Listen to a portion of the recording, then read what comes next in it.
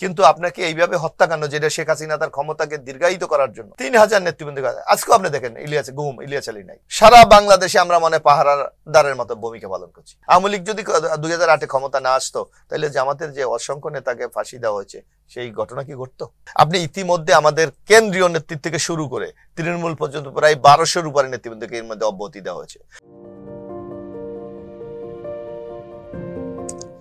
সুপ্রিয় দর্শক, আপনাদের সবাইকে স্বাগত জানাচ্ছি চ্যানেল জেড আয়োজিত নিয়মিত সংবাদ বিশ্লেষণ অনুষ্ঠান জেড ফোকাসে।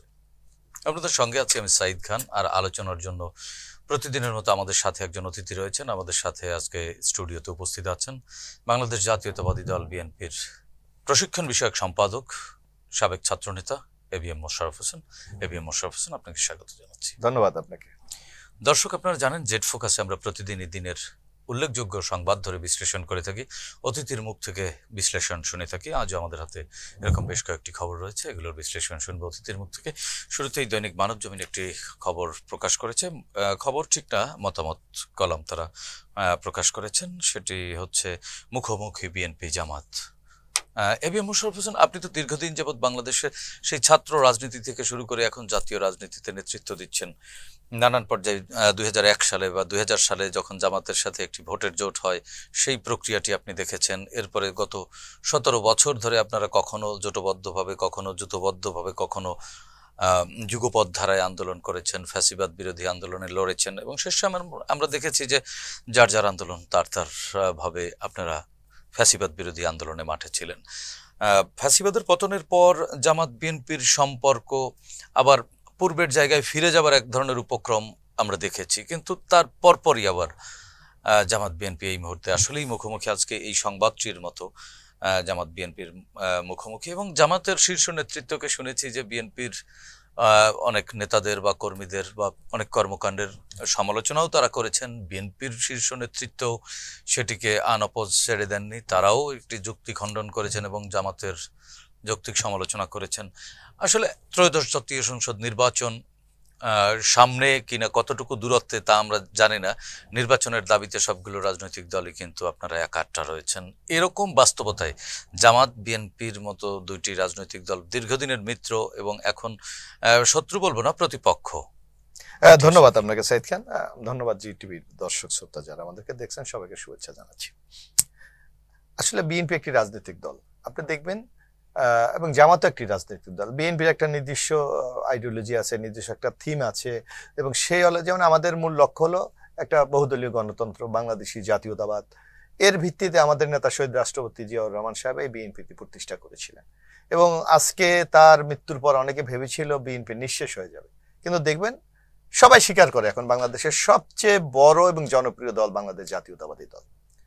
জামাত ইসলামী একটি ধর্মভিত্তিক দল, এবং আমাদের সাথে তাদের যে অ্যালায়েন্সটার কথা আপনি বলেছেন, এটা ছিল একটা নির্বাচনীয় সমঝোতা, ভোটের জন্য। আদর্শিক ক্ষেত্রে তাদের মধ্যে আমাদের মধ্যে কিন্তু অনেক ক্ষেত্রে ব্যবধান আছে, দৃষ্টিভঙ্গির ক্ষেত্রে, কর্মসূচির ক্ষেত্রে, তাদের চিন্তা ভাবনার ক্ষেত্রে, অনেক রাষ্ট্র শাসনের পলিসিতে অনেক ক্ষেত্রে তাদের মধ্যে ব্যবধান আছে। কিন্তু শুধু নির্বাচনীয় জোটের ক্ষেত্রে তাদের সাথে আমাদের একটা সমঝোতা হয়েছিল। কিন্তু তারপরও আপনি দেখবেন যে এরপরও আমরা যখন আমাদের মূল স্পিরিট, স্বাধীনতা, সার্বভৌমত্ব, আমাদের নেতা শহীদ রাষ্ট্রপতি জিয়াউর রহমান স্বাধীনতার ঘোষণা দিয়েছিলেন, এটা আমাদের জন্য সবচেয়ে বড় একটা অ্যাচিভমেন্ট আমাদের জন্য। কারণ বিএনপির রাজনীতির এক ধরনের এটা বেসিক প্রিন্সিপাল এটা বলে। অথচ জামাত কিন্তু সেই মুক্তিযুদ্ধকে নিয়ে তারা এখনো তাদের যে ভুল হয়েছিল এটা তারা স্বীকার করে না, যার জন্য এই ক্ষেত্রে তাদের সাথে আমাদের একটা বিরাট পার্থক্য রয়েছে। তারপর আপনি দেখবেন যে আমরা গণতন্ত্র প্রতিষ্ঠার জন্য যখন আপনার সত্য নির্ধারিত, অর্থাৎ আওয়ামী লীগ বাংলাদেশের গণতন্ত্রকে যখন ডিস্ট্রয় করে দিয়েছে, আমাদের সাংবিধানিক প্রতিষ্ঠান ধ্বংস করে ক্ষমতায় কিভাবে থাকা যায় তার জন্য যত আয়োজন সম্পন্ন করেছে, তখন আমরা কিন্তু তাকাই নাই কে আমাদের শত্রু মিত্র, কে আইডিওলজিগত সমস্যা আছে, কার সাথে আমাদের মিল আছে অমিল আছে। তখন আমরা সম্মিলিতভাবে এই দৈত্যটাকে মোকাবেলা করার চেষ্টা করেছিলাম। সেই জার্নিতে জামাত আমাদের কখনো আমাদের জোটে ছিল, কখনো আপনার যুগপৎ আন্দোলনে আমাদের মাঝে ছিল। সুতরাং আমরা শেখ হাসিনাকে উৎখাত করেছি। এখন আমাদের আইডিওলজি, আমাদের যে ম্যানিফেস্টো, আমরা যা চাই তা বাস্তবায়নের জন্য আমরা চেষ্টা করছি। জামাত অনেক ক্ষেত্রে আপনি বলছেন যে আমাদের সাথে দ্বিমত, যেমন জামাত একটা কথা দেখবেন, এই সরকারের পর আমাদের যে মূল শত্রু আমলিক যারা বাংলাদেশের গণতন্ত্রকে ধ্বংস করে দিয়েছে, আমাদের রাজনীতির যে কালচারের পারস্পরিক চূড়ান্ত দুঃশাসনের যা যা করার সব করেছে। অথচ দেখবেন জামাত এরপরই বলছে আমরা ক্ষমা করে দিয়েছি। তো তার জামাত ক্ষমা করার কি? সেটা হয়তো তাদের পলিটিক্যাল ইডিওলজিক্যাল অবস্থান থেকে তারা বলছে। আবার দেখেন আমরা দেখেছি যে এই যে বিগত 15টি বছর একটি প্রতিবেশী রাষ্ট্র আওয়ামী লীগকে টিকিয়ে রেখেছে। তারা বলছে তাদের সাথে আমাদের সবচেয়ে ভালো সময়, অর্থাৎ মানে নির্বাচনী একটা সুবিধা নেওয়ার জন্য তারা নানা উইন্ডোতে তারা মানে ঘোরাফেরা করছে যাতে তাদের একটা সুবিধা হয়। কিন্তু আপনি একটা জিনিস লক্ষ্য করতে, বাংলাদেশের মানুষ কিন্তু চরম এই যে মানে ধর্ম অন্ধত্ব যে আমরা যা বলি, এদেরকে কিন্তু কখনো পছন্দ করে না। কিন্তু এই জায়গায় মোশাররফ ভাই, এই জায়গায় আরেকটি বিষয় আছে যে জামাতের সব অভিযোগ তো আর মিথ্যা না। বিএনপির তৃণমূলের পর্যায়ে অনেক নেতা তো অনেক ধরনের বিশৃঙ্খলা করেছে এবং বেশ কিছু বিশৃঙ্খলা কিন্তু ঘটেছে, এটিও সঠিক। যদিও আপনাদের দলের পক্ষ থেকে কিন্তু বিএনপি একটা বৃহত্তর রাজনৈতিক দল, এত দলের এত, তারপর এখন অনেক সুযোগ সন্তান ওই দলে এসে এখন ভিড় করছে বল পাল্টিয়ে। কিন্তু আমরা বিএনপি জিরো টলারেন্স নীতিতে কিন্তু আমাদের নেতা জনাব তারেক রহমান সাহেব নীতি গ্রহণ করেছেন। আপনি ইতিমধ্যে আমাদের কেন্দ্রীয় নেতৃত্ব থেকে শুরু করে তৃণমূল পর্যন্ত প্রায় 1200-র উপরে নেতৃবৃন্দকে এর মধ্যে অব্যাহতি দেওয়া হয়েছে। অসংখ্য জায়গায় আমাদের কমিটি চেঞ্জ করে দেওয়া হয়েছে। প্রতিনিয়ত আমাদের নেতৃত্ব, আপনি যদি নিশ্চয়ই আপনি গণমাধ্যমের লোক, আপনি জানেন এই যে সারা বাংলাদেশ ব্যাপী একটা কল্যাণ সাম্যর বাংলাদেশ গড়ে তোলার জন্য বিএনপি আগামী দিন যে রাষ্ট্র মেরামতের যে 31 দফা তা নিয়ে কিন্তু আমরা ঘুরে বেড়াচ্ছি। আপনারা তো জামাত বা অপর রাজনৈতিক দল যারা আপনাদের বিরুদ্ধে অভিযোগ তুলছে, তাদের বিরুদ্ধে তো অভিযোগ তুলবার কোনো সুযোগ আপনারা পাচ্ছেন না। না আমরা পাচ্ছি, আমি বলি, কিন্তু আপনারা তো যৌক্তিক ভাবে তুলেও ধরতে পারছেন না। আমাদের অভিযোগগুলো তো কিছুটা সত্যতা রয়েছে। আমি বলি আপনাকে, যেখানে আমরা যে দেখেছি এই যে অভিযোগগুলির, যেমন আমি বলি আমাদের এক খুব সিনিয়র নেতা বলেছিল যে মিডিয়া যদি স্বৈরাচারের পক্ষে যায় আমরা কিন্তু মিডিয়ার বিরুদ্ধে মানে পুড়িয়ে দেবো, জাস্ট এই শব্দটা। তাৎক্ষণিকভাবে কিন্তু আমাদের নেতা তার সকল পদ বাতিল করে দিয়েছে। আপনি দেখেন এই যে 2-4টি যে ইনসিডেন্টের ঘটনা শোনা যায়, তাদের বিরুদ্ধে তাৎক্ষণিকভাবে আমাদের একজন স্থায়ী কমিটির সদস্যও কিন্তু শোকজ করা হয়েছে। প্রতিনিয়ত জেলা অঙ্গ সংগঠন প্রতিনিয়ত। সুতরাং আপনাকে দেখতে হবে যে ঘটনা ঘটলে সেই ব্যাপারে আমরা কার্যকরী ব্যবস্থা গ্রহণ করছি কিনা, দল সেটাকে অ্যাড্রেস করছি কিনা, এইটা হলো মূল বিষয়। কারণ একটা আমাদের এই একটি সমাজ ব্যবস্থায় আপনার সবকিছুর মিলেই তো আমরা সমাজটাকে করে। কারণ এই যে দুর্নীতির কথা আমরা বলি, ওয়ার্ল্ডে এমন কোন জায়গায় আপনি বলেন যেখানে দুর্নীতি নাই, এমন কোথায় বলেন যেখানে নিয়ন্ত্রণে রাখা যায়। কিন্তু সেটাকে কতটুকু আমরা নিয়ন্ত্রণে রেখেছি, আমাদের আন্তরিকতা কতটুকু, আমাদের সাংগঠনিক ব্যবস্থা কতটুকু, সেটাকে আপনাকে বিবেচনা করলে আমার মনে হয় বিএনপির প্রতি একটা সুবিচার করা হবে। এভাবে ঢালাও ভাবে সারা বাংলাদেশে ঘটনা ঘটছে। কিন্তু আপনারা তো রাজনৈতিক প্রতিপক্ষ হিসেবে কেউ ঢালাও ভাবে বলতে পারে, সেটা বলতে পারে, কিন্তু আপনারা তো চ্যালেঞ্জও করতে পারছেন না। আমরা চ্যালেঞ্জ করেছি, অনেক জায়গায় তো আমরা চ্যালেঞ্জ করেছি। আমি একটা কথা বলি, ধরেন এই 15 বছরে আপনি ভালো করে, আপনি গণমাধ্যমে ছিলেন, আপনি যদি পত্রিকাগুলি দেখেন, আমরা দেখি মাঝে মাঝে লিড নিউজ হয়, এই যে 15 বছরে বিএনপির নেতৃবৃন্দ তার ব্যবসা হারিয়ে ফেলেছে, দখল করে নিয়ে গেছে, তার মানে বসত বাড়ি নিয়ে গেছে, জায়গা জমি নিয়ে গেছে, তার একেবারে মানবেতর জায়গায় পৌঁছে গেছিল। এখন আমরা যদি এই একটা নতুন বাংলাদেশ আমরা যে এটা এখন অভিহিত করি যে শেখ হাসিনা পতনের পর একটা নতুন একটা চিন্তা ধারণা, একটা সাম্যের বাংলাদেশ, সেখানে যদি আমি আমার সেই হারানো জমিটা যদি আমি ফেরত পাই, সেটাকে আপনি দখল বলবেন? আমি আমার যে তাহলে কি এইগুলোই আপনাদের বিরুদ্ধে মূলত মবিং করা হচ্ছে, এগুলোকে মব এইটাকেই তার একটা জনমত তৈরি করে বিএনপির বিরুদ্ধে একটা প্রোপাগান্ডা চালাচ্ছে। এর বাইরে আমরা মনে হ্যাঁ 2-4টা যদি ঘটনা ঘটে থাকে তার বিরুদ্ধে তো আমরা ব্যবস্থা নিয়েছি, এটা আপনি দেখেন স্পষ্ট নিয়েছি।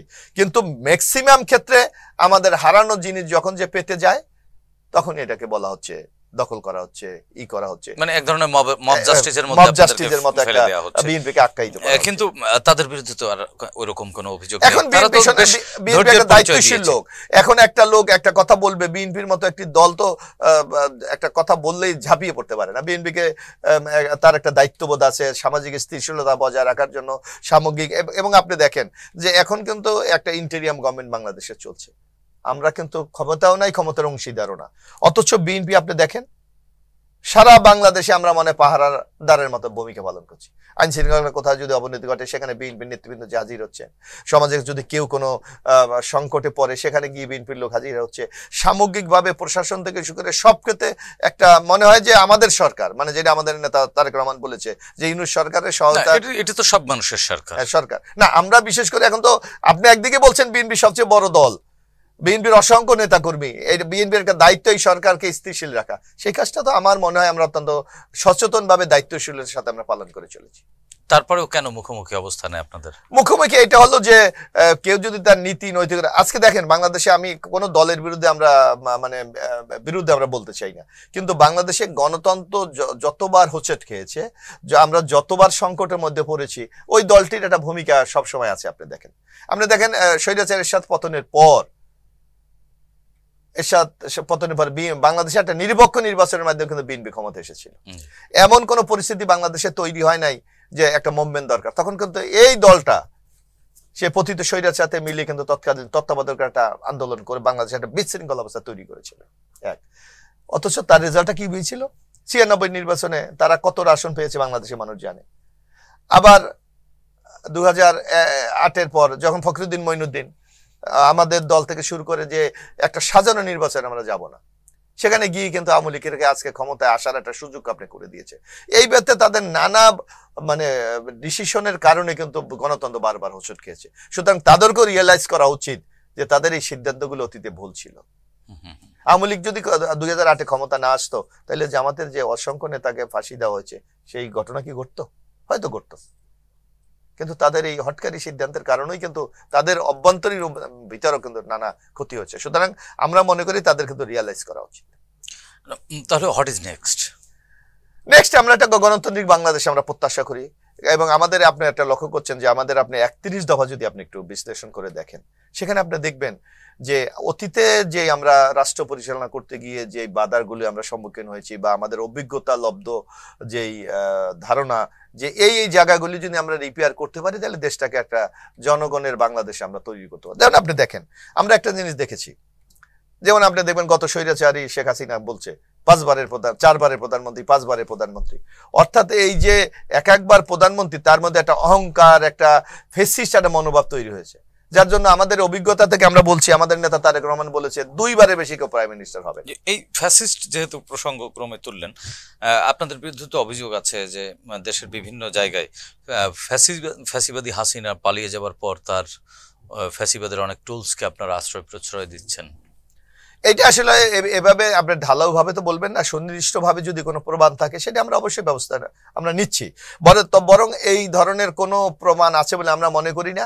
আমরা আসলে আপনি একটা জিনিস আমি একটু বলতে চাই, আপনারা ঢাকাতে যে মিডিয়া যারা গণমাধ্যমে আছেন তারা কিন্তু একটা স্ট্যান্ডার্ড মেনটেন করে, কিন্তু আপনি দেখবেন মফস্বল যারা আছে তাদের সাংবাদিকতার যে রুলস, নীতি, নৈতিকতা অনেক সময় কিন্তু তারা মেনটেন করতে পারে না, অনেক সময় বায়াসড হয়ে যায়। আমার মনে হয় এই ধরনের অনেক ঘটনা আমরা দেখেছি যে অনেক বায়াসড নিউজে অনেক জায়গায় হয়েছে, যেগুলোর রিয়েলিটি কোনো ভিত্তি নাই। সুতরাং এগুলিতে এই সামগ্রিক অবস্থা, সেগুলোর তো স্ট্রং প্রোটেস্টও আপনারা করছেন। আমরা করেছি, আমাদের নেতৃবৃন্দ করেছেন।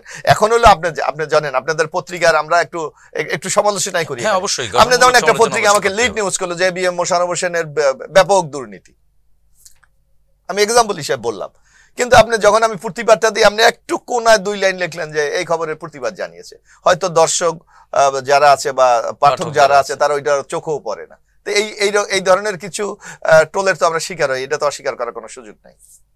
তো সেক্ষেত্রে আপনাদের তো মানে মাঠের কর্মকাণ্ড দিয়ে সেটি আমরা করছি, আমরা প্রমাণ করার সুযোগ রয়েছে প্রতিনিয়ত। আপনি দেখবেন, আপনি আজকেও যদি দেখেন, যেমন গতকালে আমি বলি আমাদের ব্রাউনবেরি একটি বিএনপি সম্মেলন হয়েছে, আপনি দেখেন আমরা মাঠে আছি। ঢাকাতে একটা কৃষক দলের বর্ধিত সভা হয়েছে, আপনার বরিশালে একটা স্বেচ্ছাসেবক দলের, মানে একটা দিনে আমরা মিনিমাম 8-10টা প্রোগ্রাম করে আমরা এই সকল প্রোপাগান্ডা, আমাদের বিরুদ্ধে যে ষড়যন্ত্র, এগুলির জবাব দেওয়ার আমরা চেষ্টা করি। কিন্তু এখন সমস্যা হলো বাংলাদেশের মিডিয়া, আপনি লক্ষ্য করেন মিডিয়া অনেকটা কিন্তু মালিক বেসড। আপনি প্রফেশনাল, আপনি ইচ্ছা করলে কি আপনার মতামত দিতে পারেন? আমরা আওয়ামী লীগের আমলে একটা কথা শুনেছিলাম, সেলফ সেন্সরশিপ, মানে আপনি নিজেকে সেভ রাখার জন্য নিজেই একটা সেন্সরশিপ করে দেন। তারপর আপনার 111-এর কথা আপনার নিশ্চয় মনে আছে, মতিউর রহমানের মতো সাংবাদিক প্রথম আলোর সম্পাদক। উনি বলেছে আমাকে প্রেসক্রাইবড সংবাদ আমাকে পরিবেশন করতে হচ্ছে। তো বাংলাদেশে এই ধরনের ঘটনা থেকে তো আপনি এখন তো সেই পরিবেশ নিশ্চয়ই নেই, নিশ্চয়তাটা কোথায়? তার মানে আপনি কি গণমাধ্যমের এখনকার রোল বা তাদের উপরে কোনো অদৃশ্য সেন্সরশিপ আছে বলে সন্দেহ করছেন? এইটা তো এইটাকে ডিপেন্ড করে অন প্র্যাকটিস। আপনি প্র্যাকটিসটা কি করছেন তার উপর। না, তবে একটা কথা কি, আমি একটা জিনিস তো আপনি আমার সাথে নিশ্চয়ই স্বীকার করবেন যে আমরা একটা কালচারের মধ্যে আছি, রাতারাতি তো ওই জায়গা থেকে আপনি বেরিয়ে যেতে পারবেন। তার মানে বেরিয়ে যাওয়ার চেষ্টা তো আমাদের থাকতে হবে। চেষ্টা হচ্ছে, এটা আগের চেয়ে তো বেটার। আপনি দেখেন গণমাধ্যমের প্রতি মানুষ যে আগে কি বলতো, অমুকটি অনেক টেলিভিশন অমুক পত্রিকা দেখলে বুঝতো যে এটা কি নিউজটা হবে। অনেক সময় দেখতো না। আপনি 71 টিভি দেখলে বোঝা যাইতো এটা কি বলবে, আপনি আরেকটা টিভি দেখলে বুঝতে।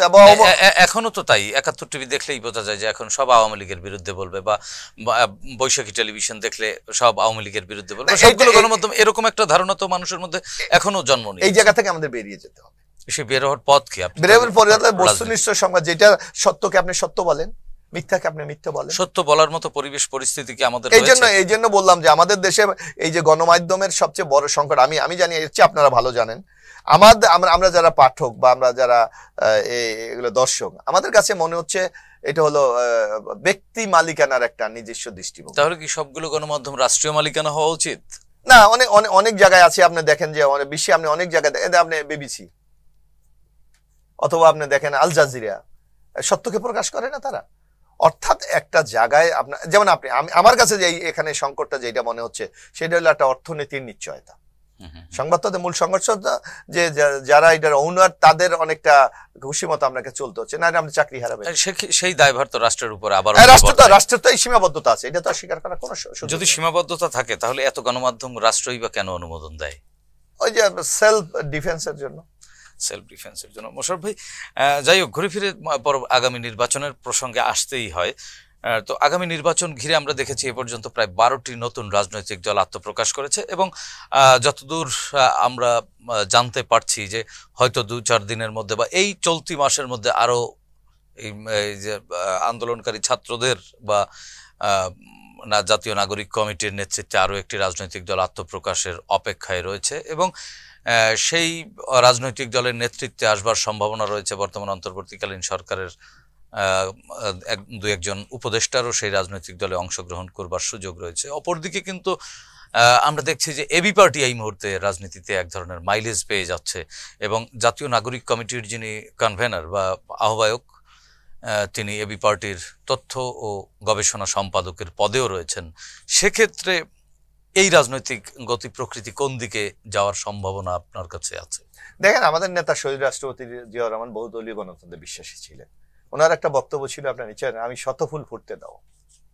আপনি কোন ফুলটা অ্যাকসেপ্ট করবেন, কোনটার গ্রান্ড নেবেন, কোনটা আপনার পছন্দের ফুল, সেটা আপনার ব্যাপার। কিন্তু আপনাদের দলের মধ্য থেকেই তো অভিযোগ করা হচ্ছে। আমি বলি, আমার বক্তব্য শেষ হলে বুঝতে পারবেন। সুতরাং আমরা যে কোনো গণতান্ত্রিক সংগঠনকে আমরা অভিনন্দন জানাই, যেটা আমাদের নেতা জনাব তারেক রহমান, আমাদের প্রতিষ্ঠাতা শহীদ রাষ্ট্রপতি জিয়াউর রহমানের এইটাই ছিল মূল স্পিরিট। কিন্তু আমাদের বক্তব্য হলো, সেটা যদি কোনো উদ্দেশ্য করা হয়, রাষ্ট্রীয় পৃষ্ঠপোষকতা করা হয়, কারো বিশেষ এজেন্ডায় বাস্তবায়িত হয়, আমাদের আপত্তিটা কিন্তু ওখানে। আপনি একদিকে রাষ্ট্রীয় সকল সুযোগ সুবিধা গ্রহণ করবেন, রাষ্ট্রের অর্থ আপনি ব্যয় করবেন, রাষ্ট্রকে ব্যবহার করে আপনি একটা রাজনৈতিক দল করবেন, এইটা আমার মনে হয় বাংলাদেশের জনগণ খুব ভালোভাবে দেখবে বলে আমার কিছু মনে হয়। ইতিমধ্যে আপনি যেই দলটির কথা বলছেন যে আত্মপ্রকাশ করতে যাচ্ছে, ইতিমধ্যে কিন্তু আমাদের সমাজে একটা যে কিংস পার্টি হিসেবে কিন্তু আখ্যায়িত হয়ে গেছে। সুতরাং সেই দলটি আগামী দিনে কতটুকু সার্ভাইভ করবে এই ট্যাগকে অতিক্রম করে, এটা কিন্তু খুব এখনই একটা প্রশ্নের সম্মুখীন হয়ে যাচ্ছে। আপনি যখন জনগণ, আমার তো মূল স্টেক হোল্ডার জনগণ, ভোটার, নাগরিকরা, সেই নাগরিক যদি মনে করে এটা বিশেষ কোনো তত্ত্বাবধানে এটা জন্মগ্রহণ করছে, তাহলে আমার মনে হয় সেই শিশুর বিকাশ খুব হেলদি হবে বলে এটা মনে করা যায়। নাগরিক সমাজের দিকে যদি যান, তার নাগরিক সমাজ কিন্তু শান্তি চায়, স্বস্তি চায়, এবং মৌলিক অধিকার মানবিক অধিকারটুকু ফিরে পেতে চায়। কোন জায়গা থেকে জন্ম নিল, কোন জায়গা থেকে বেড়ে উঠলো, সেটি কিন্তু বড় কথা নয়। না, যেমন শহীদ প্রেসিডেন্ট জিয়াউর রহমানের উদাহরণ যদি দেন, উনি কিন্তু সামরিক শাসক থেকে, সামরিক প্রশাসক থেকে জননায়ক হয়েছিলেন। তিনি তার ব্যক্তিগত কারিশমা, তার চিন্তা চেতনা, মনন বা মেধা দিয়ে একটি জাতিকে কিন্তু এক ধরনের স্বপ্ন দেখিয়েছেন এবং তার কিছু অংশ বাস্তবায়ন করতে পেরেছিলেন। যদিও স্বল্প সময়ে তিনি ক্ষমতায় থাকতে পেরেছিলেন, এক ধরনের চক্রান্তের মধ্য দিয়ে আমরা তাকে হারিয়েছি, তিনি শহীদ হয়েছেন। তো জনগণ যেটি চায় সেটি কিন্তু জিয়াউর রহমান এক ধরনের স্বপ্ন দেখাতে পেরেছিলেন। তো যারা নতুন করে আসতে চায় তারা যদি এরকম স্বপ্ন দেখাতে সক্ষম হয়, সেটিকে কি আপনারা সাধুবাদ জানাবেন? তো নিশ্চয়ই সাধুবাদ জানাতে আমি আগেই বলেছি যে আমাদের তো কোনো কার্পণ্য নাই, কিন্তু আপনাকে একটা এখানে একটু আপনার মনে হয় একটু আমি আপনাকে একটু সহযোগিতা করতে চাই। শহীদ রাষ্ট্রপতি জিয়াউর রহমানের প্রেক্ষাপট আর বর্তমান প্রেক্ষাপট এক নয়। তখন আপনি দেখবেন ইতিহাসে একটা ভুল বিএনপিকে একটা ভুল ভাবে উপস্থাপন করা হচ্ছে। হ্যাঁ, আপনার 1975 সালে 25শে জানুয়ারি আপনার মনে আছে, সব রাজনৈতিক দলকে নিষিদ্ধ করে একটা মাত্র রাজনৈতিক দল করেছিলেন বাকশাল। তো সুতরাং আপনাকে প্রেক্ষাপট চিন্তা করতে হবে, ওয়ান পার্টি, দেয়ার আর নো অল্টারনেটিভ পার্টি কিন্তু নাই। কিন্তু 1975-এ 15 আগস্ট দুঃখজনক ঘটনার পর মোস্তাক কিন্তু বাকশালকে বিলুপ্ত ঘোষণা করে দেন। তাহলে কি বাংলাদেশ কোথায়? পলিটিক্যাল পার্টি বিহীন একটি রাষ্ট্র। দেয়ার আর নো পলিটিক্যাল পার্টি, রাজনীতিবিহীন রাষ্ট্র না। জিয়া রহমান সাহেব সেই দিন তখন এই সকল রাজনৈতিক দল এই বহুদলীয় গণতন্ত্র চালুর জন্য উনি রাজনীতিকে ওপেন করে দিলেন। তৎকালীন সময়ের প্রেক্ষাপট কোন রাজনৈতিক দল নাই, জনগণের ডিমান্ডের কারণে এবং রাজনৈতিক শূন্যতার কারণে জনগণের আকাঙ্ক্ষার প্রতিফলন কিন্তু বাংলাদেশ জাতীয়তাবাদী দল, এবং সেই দল কিন্তু প্রথম জিয়াউর রহমান সাহেব প্রতিষ্ঠা করেন নাই। আগে কিন্তু আপনার মনে আছে নিশ্চয় জাগো দল ছিল বিচারপতি সাত্তারের নেতৃত্বে। জিয়াউর রহমান সাহেব পরে কিন্তু এই দলের উনি দায়িত্ব গ্রহণ করেছেন। সুতরাং তখন কিন্তু ওইটা ছিল জনতার। আমরা যদি মহিউদ্দিন আহমেদের যদি লেখা আপনি পড়েন, যে আপনি দেখেন, আমি আমার স্পষ্ট মানে তার কোটেশনটা মনে আছে, 75 পরে রাজনৈতিক শূন্যতা এবং আওয়ামী লীগের দুঃশাসন রাষ্ট্র ব্যবস্থাপনার পর জিয়াউর রহমানের দৃঢ় নেতৃত্বের কারণে বাংলাদেশে একটা স্থিতিশীলতা ফিরে এসেছিল। উৎপাদন থেকে শুরু করে রাষ্ট্রের মধ্যে একটা ব্যাপক স্বস্তি এসেছিল, শিল্পের সম্ভাবনায় বাংলাদেশ এক ধরনের গতি এসেছিল। তিনবার কারখানার উৎপাদন শুরু হয়েছিল। এমনি একটি প্রেক্ষাপটে একটি রাজনৈতিক দলের উদ্ভব ছিল সময়ের দাবি, কাঙ্ক্ষিত। সেই দাবি পূরণ করার জন্য এগিয়ে এসেছিলেন জিয়াউর রহমান। এখন প্রেক্ষাপট, এখন কিন্তু বাংলাদেশে কি কোনো রাজনৈতিক দল নাই? অবশ্যই আছে। তাহলে আপনি কেন নতুন রাজনৈতিক বন্দোবস্ত আপনার দরকার, সেটেলমেন্ট দরকার? এখন তো বিএনপি আছে, জামাত আছে, অন্যান্য দল আছে, প্রায় আপনার আওয়ামী লীগও তো আছে। হ্যাঁ, এখন পর্যন্ত। সুতরাং আপনি ওই প্রেক্ষাপট আর এই প্রেক্ষাপট যে তাহলে আমাদের উপর চরম অবিচার করা হবে বিএনপির উপর। সুতরাং ভিন্ন পার্সপেক্টিভ একেবারেই। হ্যাঁ, সুতরাং ভিন্ন। এখন আপনার হোয়াই ডিমান্ড একটা নতুন রাজনৈতিক দল? না, নতুন রাজনৈতিক দল তো আসতেই না। আমি বলছি জনপ্রত্যাশার তো সেই অবস্থাটা নেই। আপনি বলতে পারেন যে এটা তারুণ্য নির্বাচন দল প্রয়োজন, সেটা আলাদা জিনিস, যে তরুণদের একটা সংগঠন। কিন্তু আপনি যদি বলেন রাজনৈতিক শূন্যতার ক্ষেত্রে, আমি এটাকে কোনোভাবে এবং যে সম্ভাব্য সেই পার্টির নেতৃত্বে যারা আসছেন তারা তো এখন এই মুহূর্তে সরকারের গুরুত্বপূর্ণ দায়িত্বে রয়েছে। এটা তো অনৈতিক, এটা হলো অনৈতিক। কারণ আপনি দুইটা প্রেক্ষাপট কিন্তু সম্পূর্ণ আলাদা। এবং জিয়াউর রহমান সাহেবকে সেদিন কিন্তু মানুষ গ্রহণ করেছিলেন। জিয়া রহমানের দল যখন আপনি প্রতিষ্ঠা করেছিলেন তখন কিন্তু বাংলাদেশের মানুষ গ্রহণ করেছিলেন, এবং আজও প্রমাণিত হয়েছে এখন পর্যন্ত যে জিয়াউর রহমানের সেই দ্বারা দল আজকে বাংলাদেশের সবচেয়ে জনপ্রিয় দল। কিন্তু এরপর আপনি অনেক আজকে দেখেন স্বৈরাচার এরশাদ একটা দল গঠন করেছিলেন, এখন তার অস্তিত্ব কোথায় আছে আপনিও আমি জানি না, যে সেটা কি এখন অ্যাক্টিভ না, এবং বহুভাগে বিভক্ত হয়ে গেছে। তো সুতরাং আপনাকে প্রেক্ষাপট চিন্তা করে কিন্তু মূল্যায়ন করতে হবে। ঢালাও ভাবে জিয়াউর রহমান আর আজকের প্রেক্ষাপট মূল্যায়ন করলে আমি মনে করি বিএনপির প্রতি চরম একটা অবিচার করা হবে। জি, আমরা শেষ করব। শেষ প্রশ্ন আপনার কাছে। আমরা দেখলাম যে গত শুক্রবার আমাদের জন্য একটা দুঃখজনক ঘটনা, যুবদলের একজন তৃণমূলের নেতা, তাকে যৌথ বাহিনী অভিযান চালিয়ে বাড়ি থেকে তুলে নেবার পরে পরদিন সকাল 11টায় তার মরদেহ পরিবারের কাছে হস্তান্তর করা হলো। যদিও ইতিমধ্যে আইএসপিআর এর পক্ষ থেকে দুঃখ প্রকাশ করে এটি সুষ্ঠু তদন্ত করে বিচারের এক ধরনের প্রত্যাশা দেয়া হয়েছে এবং প্রধান উপদেষ্টাও এটা দ্রুত তদন্তের দাবি জানিয়েছে, তারপরেও আমরা 5 আগস্ট পরবর্তী বাংলাদেশে এটি তো একেবারেই জুডিশিয়াল মব বলা যায়, কিলিং বলা যায়। তো সেই জায়গায় দাঁড়িয়ে বিএনপি কি ধৈর্য ধরে পরিস্থিতি মোকাবেলা করবে, তাদের অন্য কোনো চিন্তা আপনাদের আছে? না, আমরা তো আপনি দেখবেন আমাদের মহাসচিব জনাব মির্জা ফখরুল আলমগীর বিবৃতি দিয়েছে, আমরা কোনোভাবে এই এখন এই যে বিচার বহির্ভূত যদি আমাদের কিন্তু যদি সমাজের বিভিন্ন পর্যায় থেকে কিন্তু এই যৌথ বাহিনীকে স্টপ করবার জন্য না আমি একটু বলি আপনাকে, দেখেন আমাদের পক্ষ থেকে আমরা সুস্পষ্টভাবে বলেছি যে এটা তদন্তের মাধ্যমে সুস্থ বিচার হওয়া উচিত। আর যদি আপনি মনে করেন, আমি তো তর্কের খাতিরে আমি বললাম, যদি আমাদের সেই যুব দলের নেতা যদি কোনো অপরাধ থাকে তাহলে আপনি গ্রেফতার করে বিচার করে তার ব্যবস্থা নিতে পারেন। কিন্তু আপনাকে এইভাবে হত্যাকাণ্ড, যেটা শেখ হাসিনা তার ক্ষমতাকে দীর্ঘায়িত করার জন্য এইভাবে প্রায় আমাদের 3000 নেতৃবৃন্দ, আজকেও আপনি দেখেন ইলিয়াস আলী নাই, আমরা জানি না, চৌধুরী আলম নাই, এরকম অসংখ্য লোক আমাদের নাই। তো সুতরাং আপনাকে তো সেই কালচার থেকে আপনাকে বেরিয়ে আসতে হবে। এবং এইটা আমার কাছে যেটা আমার পার্সোনাল মানে বিশ্লেষণ, এই যে একটা মনোজগত যে আপনার একটা আমাদের বাহিনীগুলিকে যে আপনি একটা জায়গায় নিয়ে গেছেন, যে একটা কর্তৃত্ববাদী একটা ভূমিকা, ওই জায়গা থেকে কিন্তু তারা এখনো বেরিয়ে আসতে পারেনি। আগে তো আজকে একজনকে ক্রুশ দিয়ে দিতেন, আপনার জবাব দিতে আর কোনো জায়গা ছিল না, বরং সরকার আর তাকে বাহাবা দিতেন। সরকার এক ধরনের সংস্কারের মধ্য দিয়ে যাচ্ছে। না এর জন্য আমার মনে হয় যে এগুলো একটু সময় লাগবে। মানে আমার সময় লাগবে এই কারণে যে মনোজগতে একটা পরিবর্তন আপনার আনতে হবে। যে আগের সেই শেখ হাসিনার রাষ্ট্রীয় পৃষ্ঠপোষক, এখন তো সেই একই সরকার নাই। কিন্তু মোশাররফ ভাই, এই জায়গায় কিন্তু আরেকটি বিষয় সবচেয়ে গুরুত্বপূর্ণ, যেটি আপনারা আমলে নিচ্ছেন না বা নজরে পড়ছে না হয়তো, সেটি হচ্ছে যে এটি একেবারে কোনো ব্যক্তির দায়ের জন্য কোনো বাহিনীকে তো দায়ী করা না, সেটা অবশ্যই না। সেক্ষেত্রে আওয়ামী হেজিমনি এই সব বাহিনীগুলোতে রয়ে গেছে, তারা এই বাহিনীগুলোকে স্যাবোটাইজ করবার জন্য বা অন্তর্বর্তীকালীন সরকারকে বিতর্কিত করবার জন্য ইন্টেনশনালি কিছু করতে পারে কিনা। হতে পারে।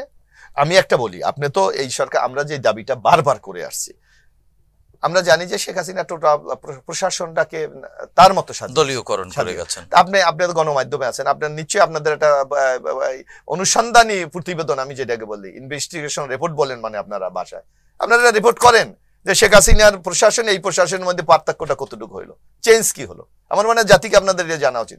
আমরা তো বিএনপির পক্ষ থেকে প্রতিনিয়ত বলছি যে প্রশাসন আপনি রিপেয়ার করেন, সংস্কার করেন, হচ্ছে না তো। আমরা এখনো শেখ হাসিনার সেই পেতার তারাস প্রশাসনে বসে আছে, পুলিশে বসে আছে, সব জায়গায় বসে আছে। আপনাদেরকে কেন শাস্তিমূলক ব্যবস্থা নেন না? কেন তাদেরকে এখান থেকে সরাচ্ছেন? এবং ধীরে ধীরে প্রশাসন জনগণের মুখোমুখি আবার অনেক জায়গায় হচ্ছে। এই জন্য আপনার সেদিন এখানে শাহবাগে দেখলেন যে কিভাবে ওই যে টিচারদের উপর করে। আমরা তো আমাদের নর্মাল কি, আপনার নর্মাল পুলিশের আমি যতটুকু আমার ধারণা আছে যে আপনি প্রথম বাধা দেবেন, বাধা যদি না শুনে তাকে আপনি লাঠি চার্জ করবেন, লাঠি চার্জ যদি না হয় আপনি তাকে টিয়ার মেরে ছত্রভঙ্গ করে দেবেন, এই তো। কিন্তু আপনি সেখানে যদি তাদের উপর গুলি করেন, হামলা করেন, তাইলে তো সেই আগের শেখ হাসিনার যে ফেসিস্ট মনোভাবেরই একটা প্রতিফলন এখানে আমরা দেখাচ্ছেন।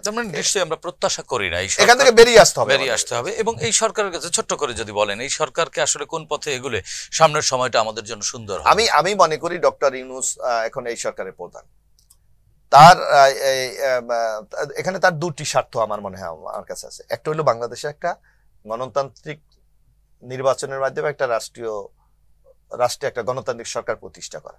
আরেকটা আছে এর সাথে কিন্তু তার পার্সোনাল একটা ইমেজ ধরিয়ে আছে, ইন্টারন্যাশনালি তার একটা বিরাজ ইমেজ আছে।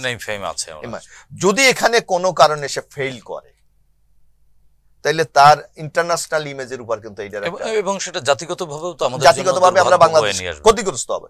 সুতরাং ইউনূস সাহেবের উচিত, কারণ আমাদের দেশের ধরেন এই বাংলাদেশের মতো দেশের নানা চাহিদা আছে, এই চাহিদা ইচ্ছা করলেও কিন্তু আপনার সব পূরণ করা সম্ভব না, হয়তো ওভার দ্য নাইট সম্ভব না। কিন্তু ওনার উচিত, আমরা যেটা মনে করি, ওনার যে ব্যক্তিগত ইমেজ এবং যেই দায়িত্ব, এই দুইটাকে সমন্বয় সাধন করে দ্রুত একটা নির্বাচনের ব্যবস্থা করা। উনি যদি যত লেট করবে, যত এইটাকে দীর্ঘায়িত করবে, ততই তার ইমেজের উপর একটা নেগেটিভ ইম্প্যাক্ট পড়তে পারে। যার জন্য বাংলাদেশের স্বার্থে এবং ডক্টর ইউনূসের স্বার্থে ইন্টারন্যাশনাল কমিউনিটি আমাদের প্রতি যে বিশ্বাস এবং আস্থা আছে, এইটাকে ধরে রাখার জন্য খুব দ্রুত নির্বাচনের ব্যবস্থা করা। তো সেক্ষেত্রে একেবারে শেষ 30 সেকেন্ডে বলবেন, সেটি হচ্ছে যে ইউনূস সরকারেরও তো আন্তরিকতা রয়েছে, উনি পারছেন না, অন্য কোনো কারণ আছে কিনা, ওনাকে ব্যারিকেড দিয়ে আছে কিনা সেই হেজিমনি? না, এখন হলো যে টিমটার নেতৃত্ব দিচ্ছে উনি। আপনি একটা ফুটবল খেলার দেখেন, কোন প্লেয়ার ভালো খেললো না খেললো সেটা দেখার বিষয় না, ক্যাপ্টেন হেরে গেলে কিন্তু দায়িত্ব ক্যাপ্টেনকেই নিতে হয়। সুতরাং এই গভর্নমেন্ট পরিচালনা করছে ডক্টর ইউনূস, ইন্টারন্যাশনালি সবাই তা জানে, বাংলাদেশের মানুষ তা জানে। সুতরাং তার কোন প্লেয়ারকে কোন পজিশনে উনি খেলাবেন, কোন প্লেয়ারকে উনি সাইড লাইনে বসায় রাখবেন, এটা ওনার ব্যাপার।